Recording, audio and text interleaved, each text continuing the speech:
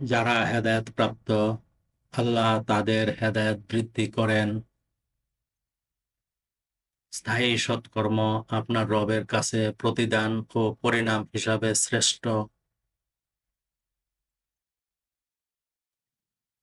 যারা আমার আয়াতসমূহ অস্বীকার করে তারা কি দেখেননি যে বলে আমাকে ধন সম্পদ দেওয়া হবে?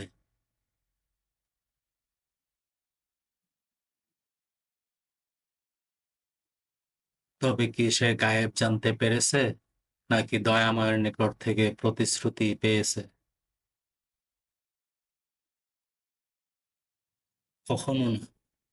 সে যা বলে আমি তা লিখব এবং তার শাস্তি বৃদ্ধি করব। তাকে স্বীয় কথার অধিকারী করব, আমার কাছে একা আসবে।